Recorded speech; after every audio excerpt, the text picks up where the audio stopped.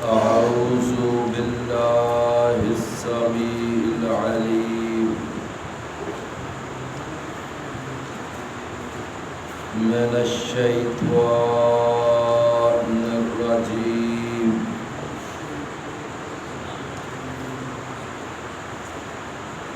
من همزه ونفخه ونفثه بسم الله الرحمن الرحيم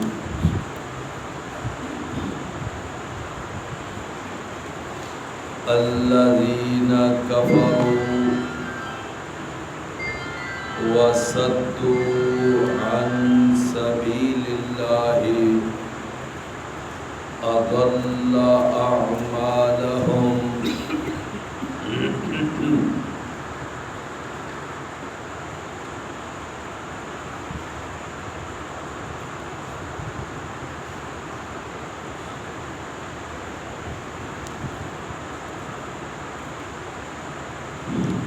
والذين آمنوا وعملوا الصالحات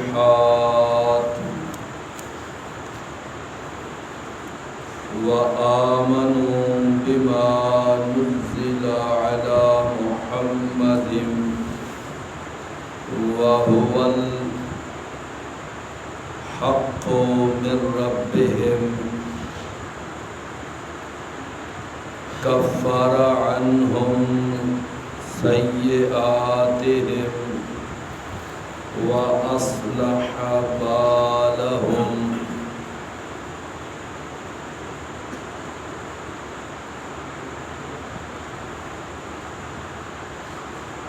الذين كفروا وہ لوگ جنہوں نے کفر کیا وَصَدُّوا عَن سَبِيلِ اللَّهِ اور انہوں نے روکا اللہ کی راہ سے أَضَلَّ أَعْمَالَهُمْ تو اس اللہ نے ضائع کر دیا ان کے اعمال کو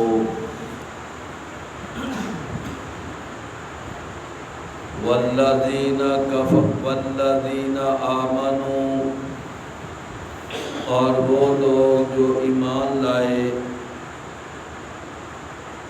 وعملوا الصالحات اور انہوں نے نیک اعمال کیے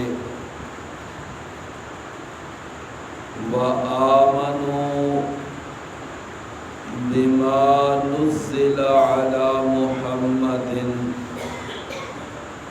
اور وہ ایمان لائے اس پر جو نازل کیا گیا محمد صلی اللہ علیہ وسلم پر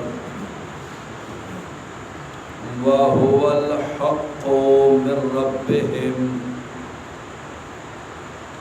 اور وہ ہی حق ہے ان کے رب کی طرف سے کفر عنہم سیئاتہم تو اس اللہ تعالیٰ نے مٹا دیا ان سے ان کے گناہوں کو وَأَصْلَحَ بَالَهُمْ اور اس نے درست کر دیا ان کی حالت کو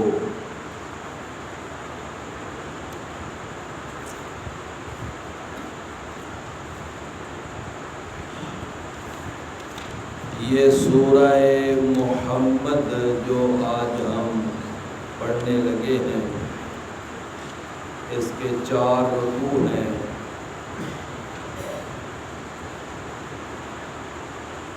اس سورت کے 2 نام ہیں 2 نام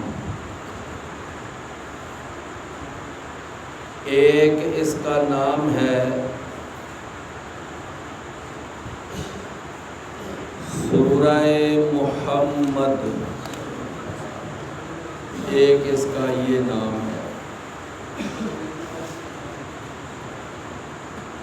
اور یہ اس کا نام اس وجہ سے ہے کہ اس سورت کی دوسری آیت کریمہ میں یہ لفظ استعمال ہوا ہے۔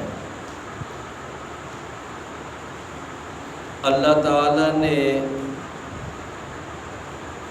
دوسری آیت میں یہ الفاظ ہیں وَآمَنُوا بِمَا نُزِّلَ عَلَى مُحَمَّدٍ، یہ دوسری لائن ہے، دوسری سطر ہے، اور وہ ایمان لائے اس چیز پر جو نازل کیا گیا محمد صلی اللہ علیہ وسلم پر۔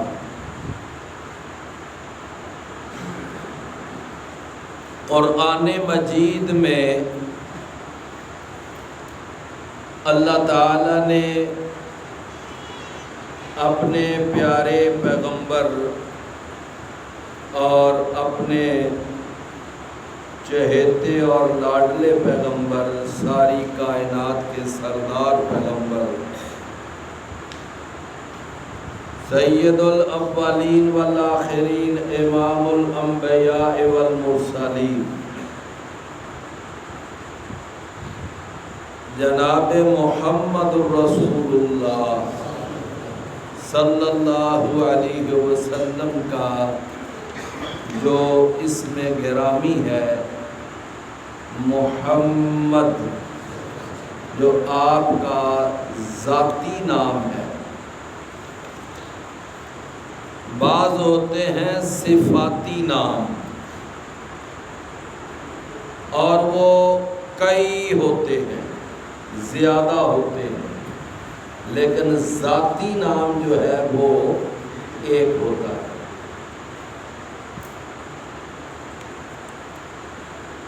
تو یہ جو لفظ محمد ہے یہ ہمارے نبی کریم صلی اللہ علیہ وسلم کا یہ ذاتی نام ہے۔ المزمل، المدثر، شاہداً مبشراً نذیراً بشیراً، الرسول النبی الامی، یہ جو میں نے کچھ الفاظ بولے ہیں یہ نبی صلی اللہ علیہ وسلم کے کیا ہیں؟ صفاتی نام ہیں۔ بعض لوگ تکلف سے کام لیتے ہوئے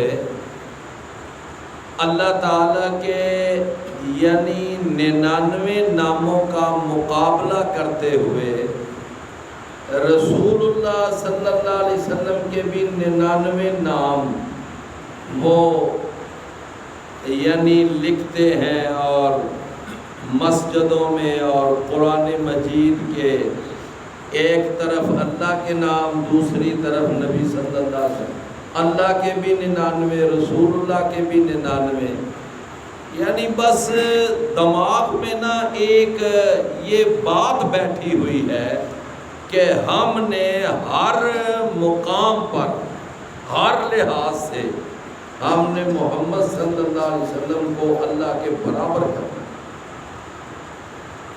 یعنی یہ چونکہ ایک ذہن میں بات بیٹھی ہوئی ہے نا، اس کے لیے جو بھی پاپڑ بیلنے پڑے وہ بیلتے۔ حالانکہ نبی کریم صلی اللہ علیہ وسلم کے 99 ناموں کا کوئی کہیں ثبوت نہیں۔ اللہ تعالیٰ کے بھی 99 ناموں کا ایک حدیث میں ذکر ہے، لیکن اس کا بھی یہ معنی ہرگز نہیں ہے کہ اللہ کے صرف 99 نام ہیں، یہ معنی نہیں ہے، بلکہ کئی ایسے نام ہیں جو اللہ نے ابھی اپنے پاس رکھے ہوئے ہیں، اللہ نے اپنی مخلوق کو ابھی بتائی نہیں. کئی ایسے بھی نام ہیں. اور نبی صلی اللہ علیہ وسلم نے فرمایا نا کہ قیامت کے دن اللہ میرے اس وقت ذہن میں اپنے کچھ ایسے نام القاء فرمائے گا کہ میں ان ناموں کا واسطہ دے کر اللہ تعالیٰ سے دعا کروں. یعنی کئی ایسے نام ہیں جو ابھی اللہ تعالیٰ نے اپنی مخلوق کو، بلکہ نبیوں رسولوں کو، بلکہ نبیوں رسولوں کے سردار جناب محمد رسول اللہ کو بھی نہیں بتایا. تو بہرحال میں عرض یہ کر رہا تھا کہ نبی صلی اللہ علیہ وسلم کے جو صفاتی نام ہیں وہ تو ہیں، کئی ہیں، قرآن مجید میں بھی ہے، کوئی احادیث میں بھی ہے. لیکن ذاتی نام جو ہے وہ کیا ہے؟ محمد. اور یہ جو ذاتی نام ہے نا محمد، یہ قرآن میں 4 مرتبہ آیا ہے. ایک مرتبہ بیان ہوا ہے سورہ آل عمران اور آیت نمبر 144 میں. اللہ تعالیٰ نے وہاں بیان فرمایا کہ جب احد کی جنگ ختم ہو گئی نا تو کئی ایسے صحابہ کہ جو وہاں حوصلہ ہار بیٹھے، ہمت ہار بیٹھے، کہ اس موقع پر یہ خبر پھیل گئی کہ محمد صلی اللہ علیہ وسلم شہید ہو گئے، تو انہوں نے اپنی میانیں توڑ دیں، اپنی تلواریں توڑ دیں کہ اب ہمارے پھر لڑنے کا کیا مقصد ہے. تو اس معاملے پر اللہ تعالیٰ نے باقاعدہ تبصرہ فرماتے ہوئے قرآن میں یہ آیت اتاری. سورہ آل عمران 144 نمبر آیت، وَمَا مُحَمَّدٌ إِلَّا رَسُولٌ، اور نہیں ہے محمد صلی اللہ علیہ وسلم مگر اللہ کے رسول. قَدْ خَلَتْ مِنْ قَبْلِهِ الرُّسُلُ، فرمایا آپ سے پہلے بھی کئی رسول دنیا میں آئے اور وہ چلے گئے. ایسے ایک دن آنا ہے کہ محمد صلی اللہ علیہ وسلم نے بھی چلے جانا ہے. آخر انہوں نے کوئی سدا تو دنیا میں نہیں رہنا. وَمَا جَعَلْنَا لِأَحَدٍ مِّن قَبْلِكَ الْخُلْدَ، ہم نے ہمیشہ رہنا تو کسی کے لیے بنایا ہی نہیں. فرمایا کہ وہ وقت آئے گا کہ انہوں نے چلے جانا.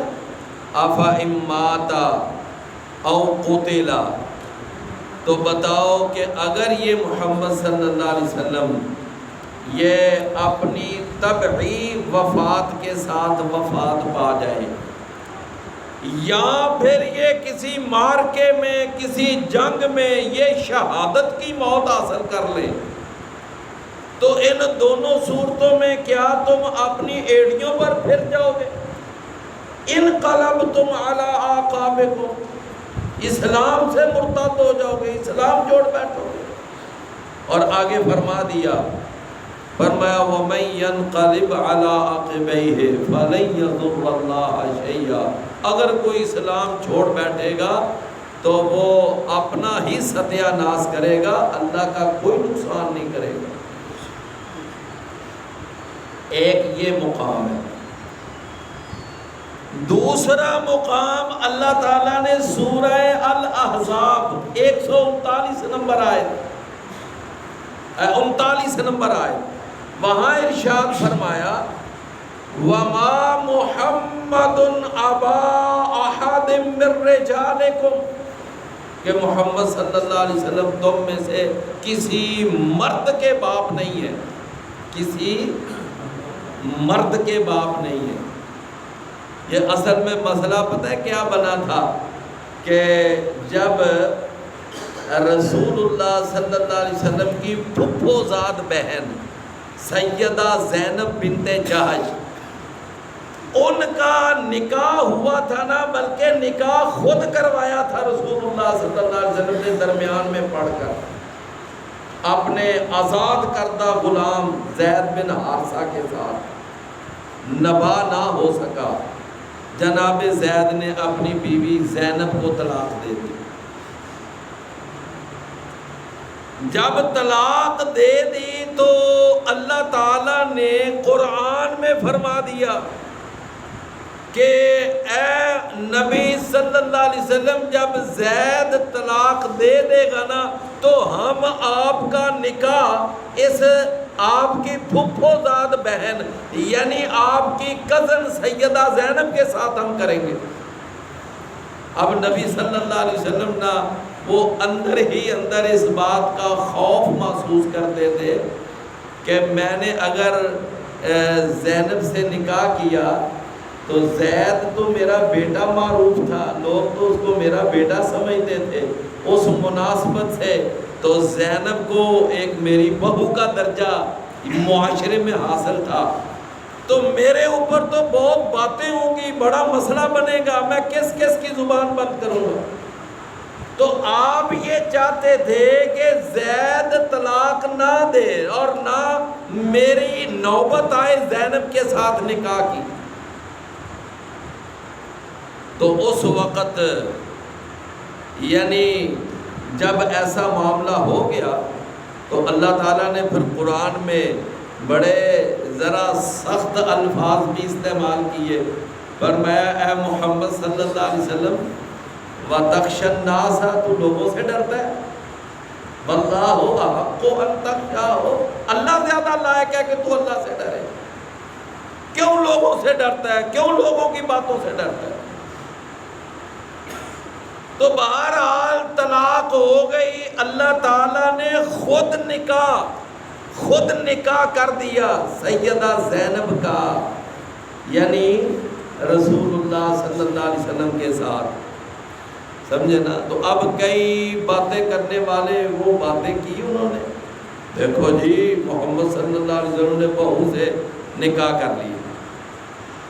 اللہ تعالیٰ نے نا اس موقع پر یہ آیت اتاری کہ ظالموں یہ تم کیا کہتے ہو کہ محمد صلی اللہ علیہ وسلم نے اپنی بہو سے نکاح کیا؟ بھائی بہو تو ہوتی ہے بیٹے کی بیوی، اور نبی صلی اللہ علیہ وسلم کا تو ایسا کوئی بیٹا ہے ہی نہیں کہ جو جوانی کی عمر کو پہنچا ہو اور اس کی شادی ہوئی ہو، اس کا نکاح ہوا ہو۔ فرمایا وَمَا مُحَمَّدٌ أَبَا أَحَدٍ مِّن رِّجَالِكُمْ، وہ تم میں سے کسی مرد کے باپ ہے ہی نہیں۔ یہ نہیں کہا کہ تم میں سے کسی کے باپ نہیں، کیا کہا؟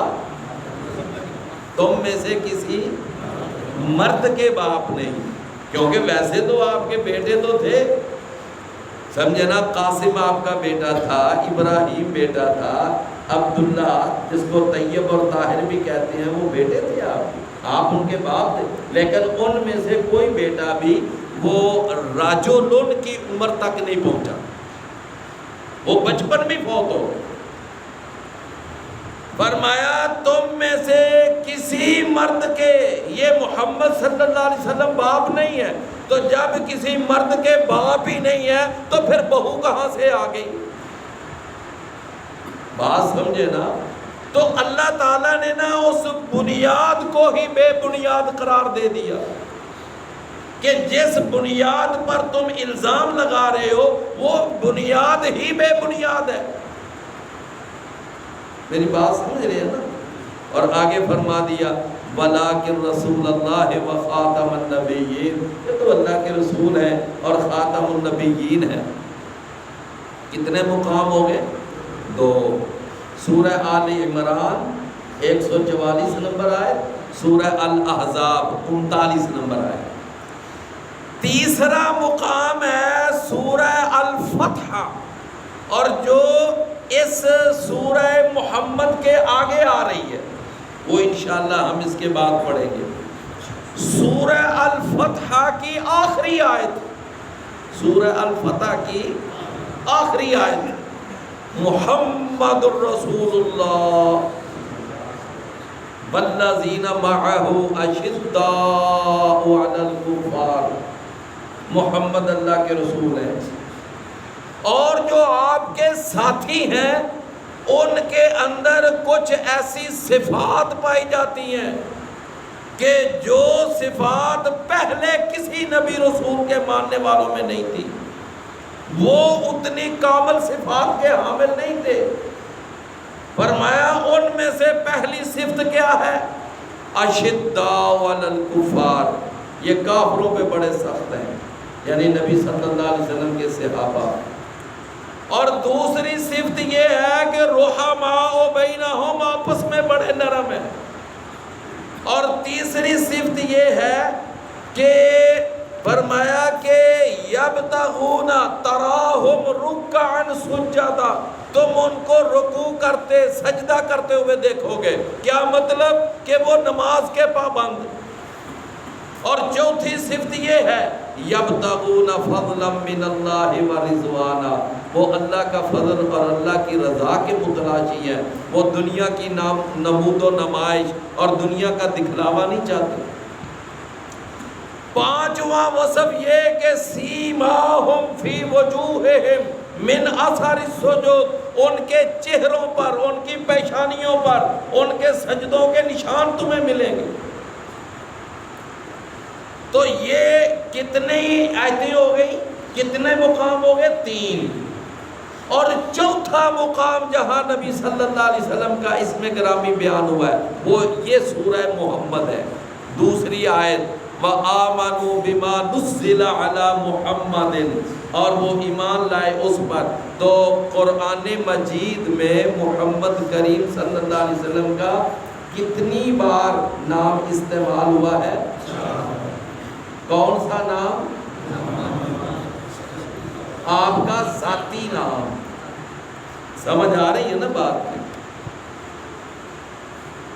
اچھا ویسے ایک اور بات ہے کہ آپ ان چاروں آیتوں کو پڑھ لیں۔ یہ میں نے جو 4 آیتیں آپ کے سامنے پڑھی ہیں، سورہ آل عمران، سورہ احزاب، سورہ الفتح اور یہ سورہ محمد، ان چاروں مقام پر نام لفظ محمد کے طور پر استعمال ہوا ہے۔ کسی ایک جگہ پر بھی اللہ نے یا محمد کا لفظ استعمال کیا؟ نہیں، بالکل نہیں۔ یا محمد یہ کہیں نہیں۔ میرے پیارے بھائیوں، اصل میں اللہ تعالی ہمیں اپنے نبی کا ادب سکھانا چاہتا ہے، ہمیں اپنے نبی کا ادب سکھانا چاہتا ہے کہ تم نے بھی نا، حالانکہ اللہ تو اللہ ہے، وہ تو ساری کائنات کا خالق مالک رازق ہے، وہ تو یعنی کائنات کا، یعنی اللہ سے بڑی تو کوئی مخلوق، کوئی یعنی کہ ہستی ہے ہی نہیں نا۔ تو اللہ تعالیٰ اگر اپنے نبی کو یا محمد کہہ بھی لیتا تو اس میں کوئی حرج تو نہیں تھا، لیکن اللہ نے ہمیں اپنے رسول کا ادب سکھانے کے لیے یا محمد کا لفظ استعمال نہیں کیا۔ سمجھے نا؟ کیوں؟ اس لیے کہ اس میں کچھ بے ادبی کا عنصر پایا جاتا تھا، یہ معاملہ۔ لیکن اللہ تعالیٰ نے یہ ضرور کہا ہے یا ایھا النبی، یا ایھا الرسول، یا ایھا المدثر، یا ایھا المزمل، یہ باقاعدہ آیتیں ہیں۔ پیارے بھائیوں، یہ ہے اصل میں پیچھے لاجک یہ ہے کہ یعنی یا محمد کا یہ جو لفظ ہے، یہ جو ترکیب ہے، یہ نہ استعمال کرو۔ لیکن ہماری مسجدوں کے باہر لکھا ہوتا ہے یا اللہ یا محمد، گاڑیوں پر بھی لکھا ہوتا ہے، ایک طرف یا اللہ دوسری طرف یا محمد، یعنی بالکل ایک تو وہی بات کہ محمد صلی اللہ علیہ وسلم کو اللہ کے برابر۔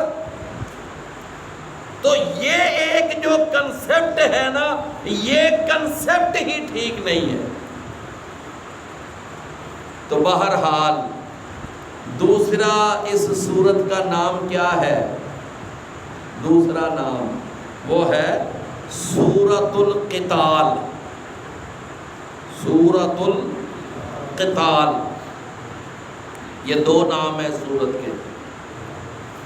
سورۃ القتال اس کا نام اس وجہ سے ہے کہ اسی سورت کی آیت نمبر 20 وہاں اللہ تعالیٰ نے یہ القتال لفظ بھی استعمال کیا، فرمایا وَذُكِرَ فِيهَا الْقِتَالُ۔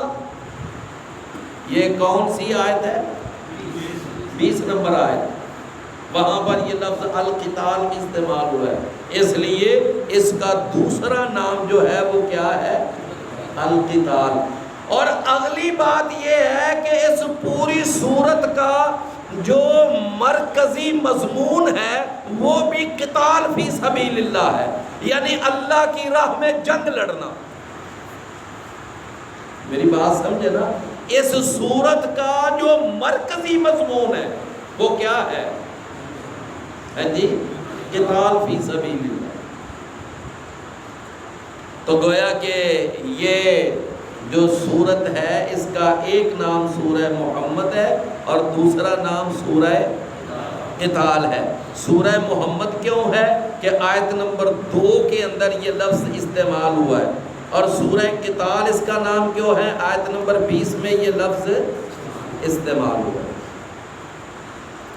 الذین کفروا وصدوا عن سبیل اللہ، وہ لوگ جنہوں نے کفر کیا اور انہوں نے اللہ کی راہ سے روکا۔ یہاں سبیل اللہ، سبیل اللہ سے اصل مراد ہے اللہ کا دین۔ کیا مراد ہے؟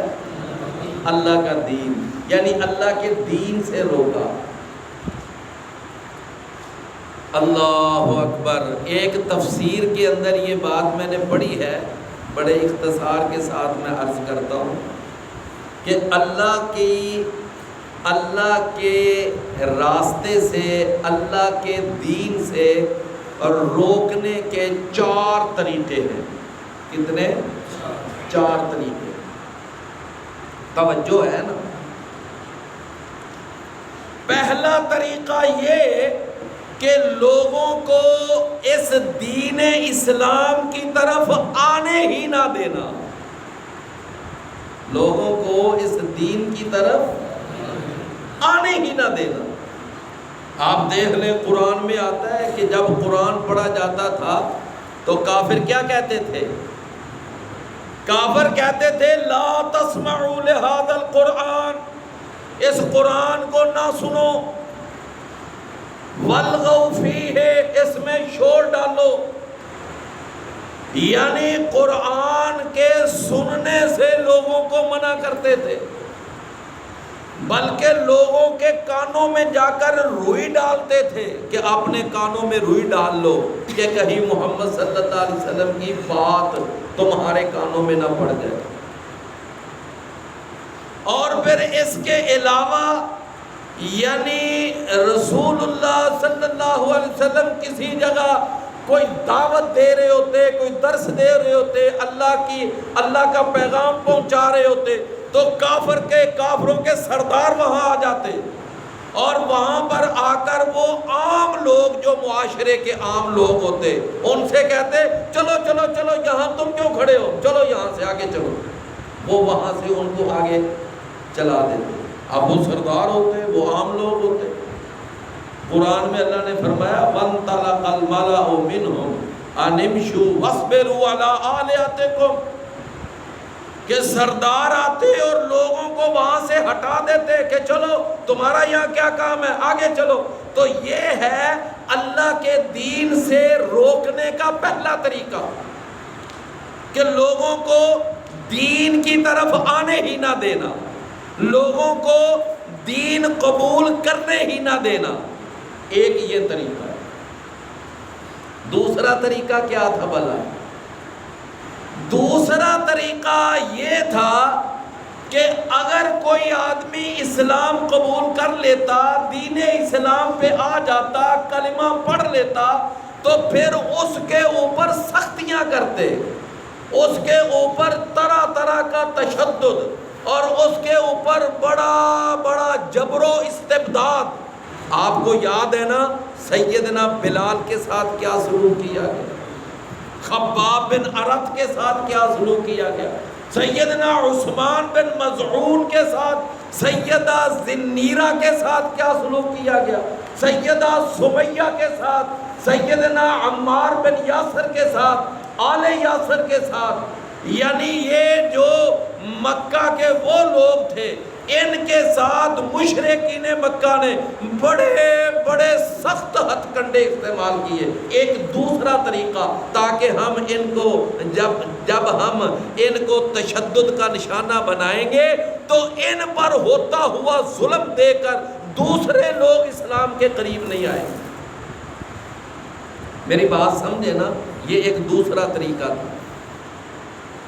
اور پھر اصحاب الاخدود کا واقعہ اور فرعون ظالم بے ایمان کا سارا کہ جو اسلام قبول کر لیتا اس کے ہاتھوں پہ اور پاؤں پہ کیا کرتا، میخیں پھوڑتا۔ یہ ایک دوسرا طریقہ ہے اللہ کی راہ سے روکنے کا۔ اللہ کی راہ سے روکنے کا ایک تیسرا طریقہ وہ کیا کہ اسلام کے خلاف یعنی مختلف قسم کے منصوبے بنانا، مختلف قسم کی سازشیں تیار کرنا اور طرح طرح کے ہتھ کنڈے استعمال کرنا، یعنی وہ ایسے ایسے وسوسے ڈالو، اس طرح کے منصوبے بناؤ جیسا کہ قرآن میں اللہ نے ایک ان کا منصوبہ واضح کیا کہ انہوں نے ایک پلان یہ بنایا کہ تم دن کے پہلے وقت میں اسلام قبول کرو اور پچھلے ٹائم کافر ہو جاؤ تو لوگ عام لوگ متاثر ہوں گے، اچھا یہ بھی کوئی دین ہے، لوگ صبح کلمہ پڑھ رہے ہیں شام کو مرتد ہو جاتے ہیں، لوگوں کے ذہن اسلام سے متنفر ہو جائیں گے۔ آمنو وجہ النہار وکفروا آخرہ، صبح کے ٹائم کلمہ پڑھو شام کو کافر ہو جاؤ۔ یہ کیا تھا؟ یہ ایک ہتھ کنڈا تھا، ایک سازش تھی۔ قرآن میں اللہ نے فرمایا یریدون لیطفئوا نور اللہ بافواہہم، وہ اپنی سازشوں کے ساتھ اس اسلام کی شمع کو بجھانا چاہتے ہیں، اپنی سازشوں کے ساتھ۔ واللہ متم نورہ، اللہ اپنے اس دین کو مکمل کر کے رہے گا، ولو کرہ الکافرون، اگرچہ کافر جتنا مرضی زور لگا، لیکن اللہ اس دین کو غالب ہے۔ اللہ اکبر۔ نور حق ہے کفر کی حرکتوں پہ خندہ زن، نور حق ہے کفر کی حرکتوں پہ خندہ زن، پھونکوں سے یہ چراغ بجھایا نہ جائے گا۔ یہ جتنی بھی سازشیں کر لے، یہ جتنا بھی زور لگا لے، لیکن اسلام کو ختم کرنا یہ ان کے بس کا روح نہیں۔ تو کتنے طریقے ہو گئے اسلام سے روکنے کے؟ تین۔ پہلا، لوگوں کو دین کی طرف آنے نہ دو۔ دوسرا، اگر کوئی آ جائے تو اس پر ظلم و تشدد کرو۔ تیسرا کہ مختلف سازشوں اور مختلف قسم کی یعنی ہتھ کنڈوں کے ساتھ، پراپوگنڈے کے ساتھ اسلام کو روکنے کی کوشش کرو۔ اور چوتھا طریقہ، اللہ اکبر، وہ کیا ہے؟ نبی صلی اللہ علیہ وسلم نے فرمایا ایک یہ بھی طریقہ ہے کہ کافروں کے ہاں جو اولاد ہوگی تو کافر والدین اپنی اولاد کو کیا بنائیں گے؟ کیا بنائیں گے؟ کافر ہی بنائیں گے۔ فرمایا وَمَا مِن مَوْلُودٍ إِلَّا يُولَدُ عَلَى الْفِطْرَةِ فَأَبَوَاهُ يُهَوِّدَانِهِ أَوْ يُنَصِّرَانِهِ أَوْ يُمَجِّسَانِهِ، کہ فرمایا بچہ تو فطرت میں پیدا ہوتا ہے، آگے اس کا باپ اگر عیسائی ہے تو بچے کو عیسائی بنا دے گا، اگر یہودی ہے تو بچے کو یہودی بنا دے گا، اگر وہ مجوسی ہے تو بچے کو مجوسی بنا دے گا۔ تو یہ بھی ایک اللہ کے دین سے روکنے کا ہے، یہ بھی طریقہ ہے۔ الذین کفروا، وہ لوگ جنہوں نے کفر کیا، وصدوا عن سبیل اللہ، اور انہوں نے اللہ کی راہ سے لوگوں کو روکا، اضل اعمالہم، تو اللہ نے ان کے اعمال ضائع کر دیے۔ اللہ کیا کر دی ان کے اعمال؟ ہاں، انہوں نے جو صدقہ وغیرہ کیا تھا، جو لوگوں کی مہمان نوازی کی تھی، جو صلہ رحمی کی تھی، کچھ مظلوموں کی مدد کی تھی، انہوں نے جو بیت اللہ بنایا تھا، حاجیوں کو پانی پلایا تھا، یہ جتنے بظاہر نیک اعمال انہوں نے اپنے کفر کی حالت میں کیے تھے، اللہ نے وہ اعمال بھی کیا کر دیے؟ ضائع کر دیے۔ والذین آمنوا، اور وہ لوگ جو ایمان لائے، وعاملوا الصالحات، اور انہوں نے نیک اعمال کیے، وآمنوا بما نزل علی محمد، اور وہ ایمان لائے اس پر جو نازل کیا گیا، کس پر؟ محمد صلی اللہ علیہ وسلم پر۔ وَهُوَ الْحَقُّ مِن رَبِّهِمْ، اور وہی حق ہے ان کے رب کی طرف سے۔ اللہ، نبی صلی اللہ علیہ وسلم کی بڑی مشہور حدیث ہے، آپ نے فرمایا مجھے اس ذات کی قسم ہے جس کے ہاتھ میں محمد کی جان ہے، اگر کوئی یہودی، کوئی عیسائی میرے بارے میں سن لے کہ میں وہ آخری نبی آ گیا، اور پھر وہ میرا کلمہ نہ پڑھے اور مجھ پر ایمان نہ لائے، فرمایا وہ یہودی ہوتا ہوا، عیسائی ہوتا ہوا، وہ مر جائے، تو نبی صلی اللہ علیہ وسلم نے فرمایا وہ جہنم میں جائے گا۔ وہ کہاں جائے گا؟ جہنم۔ وَآمَنُوا بِمَا نُزِّلَ عَلَى مُحَمَّدٍ، اور وہ ایمان لائے اس پر جو نازل کیا گیا محمد صلی اللہ علیہ وسلم پر، وَهُوَ الْحَقُّ مِن رَبِّهِمْ، اور وہی حق ہے ان کے رب کی طرف سے۔ کفر عنہم سیئاتہم، تو اللہ تعالیٰ ان کی جو برائیاں ہوتی ہیں، ان کے جو گناہ ہوتے ہیں، اللہ تعالیٰ ان گناہوں کو ان کے اعمال نامے سے مٹا دیتا ہے۔ کیا کر دیتا ہے جی؟ کفارہ، کفارہ کا معنی کیا ہے؟ مٹا دیتا ہے۔ بعض لوگ چونکہ انگلش کا بڑا غلبہ ہے نا، تو بعض لوگ وہ انگریزی ترجمہ زیادہ جلدی سمجھ لیتے ہیں۔ انگلش میں ایک لفظ چلتا ہے ڈیلیٹ، چلتا ہے نا، یہ موبائلوں پہ بھی بڑا استعمال ہوتا ہے، ڈیلیٹ۔ ڈیلیٹ کا معنی کیا ہوتا ہے؟ مٹا دینا۔ ایک لفظ استعمال ہوتا ہے ریموو، یعنی اللہ ان کے اعمال نامے سے، ان کے کھاتوں سے اللہ ان کے سارے گناہوں کو ڈیلیٹ کر دیتا ہے، ریموو کر دیتا ہے۔ وَأَصْلَحَ بَالَهُمْ، اور اللہ تعالیٰ ان کی حالت کو بھی درست کر دیتا ہے۔ کیا کر دیتا ہے؟ حالت کو درست کر دیتا ہے۔ اللہ ان کا فیوچر بھی سنوار دیتا ہے، پچھلا کھاتا صاف اور اگلا کھاتا وہ بھی کلیئر۔ نبی صلی اللہ علیہ وسلم نے فرمایا جب کسی کو چھینک آئے تو وہ کیا کہے؟ جی الحمدللہ، اور جو پاس بیٹھا ہو وہ کیا پڑھے؟ یرحمک اللہ، اور پھر وہ چھینکنے والا کیا پڑھے؟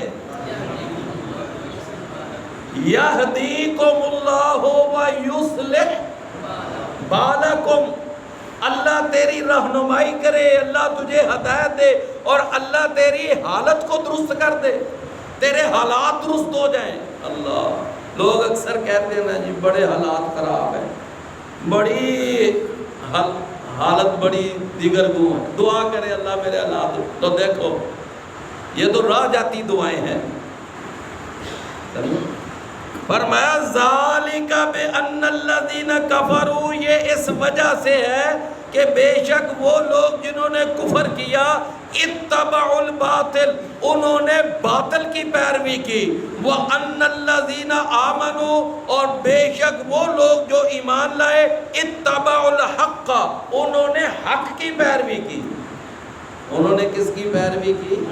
حق کی، فرمایا من ربہم، اس